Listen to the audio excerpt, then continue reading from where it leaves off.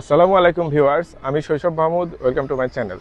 তো আমার কাছে অনেকে জিজ্ঞেস করছেন যে আমরা এই শেডটা বা এই অ্যাভিয়ারিটা কিভাবে খুলি বা কবুতর কোন দিক দিয়ে বের করে দেই, অথবা এর দরজা কোন দিকে। তো আসেন প্রথম থেকে দেখাই। তো আমরা এই দিক দিয়ে ঢুকি, এই যে এই দিক দিয়ে। এরপরে আমাদের আরো একটা দরজা আছে, সেটা হলো এই যে এইটা এইটা এটা বাইরে ভেতরে দুই দিকেই খোলা যায়। আচ্ছা, তারপরে আমাদের কবুতর উড়াই দেওয়ার জন্য প্রথমে আমরা এইটা করি, এই উইন্ডোটা করি। এই যে এটা করি প্রথমে, এই দিক দিয়ে কবুতর আমরা উড়াই দেই। কিন্তু আমরা একটা সমস্যা ফেস করছিলাম, সেটা হলো যে বয়স্ক কবুতর তো ইজিলি বোঝে যে এই দিক দিয়ে উড়ে যাবে, কিন্তু বাচ্চা কবুতর কি করে, বয়স্ক কবুতরের পাশাপাশি উঠতে গিয়ে এইখানে বাড়ি লাগে।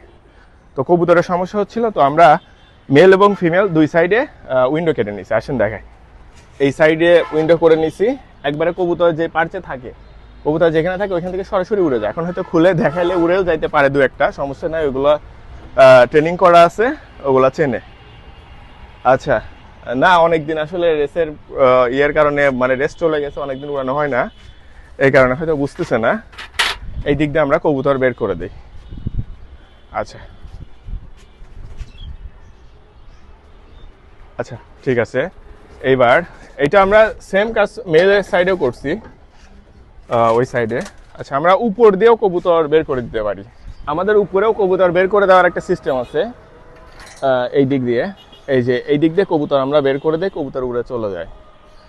আচ্ছা, আর এটা তো আমাদের মেইন ট্র্যাপ ডোর। এটা অনেকদিন খোলা হয় না, আটকানো হয় না, জং ধরে গেছে। এটা আমাদের মেইন ট্র্যাপ ডোর। এই দিক দিয়ে কবুতর ঢুকতে পারে কিন্তু বের হতে পারে না। আশেপাশে বাসার দেশি কবুতর মাঝে মাঝে এসে আটকে যায়, আশেপাশের বাসার দেশি কবুতর মাঝে মাঝে আটকা পড়ে, তখন আমরা এইসব উইন্ডো বা এই ডোরগুলো দিয়ে বের করে দিই তাদেরকে। তো thank you viewers, thanks for watching.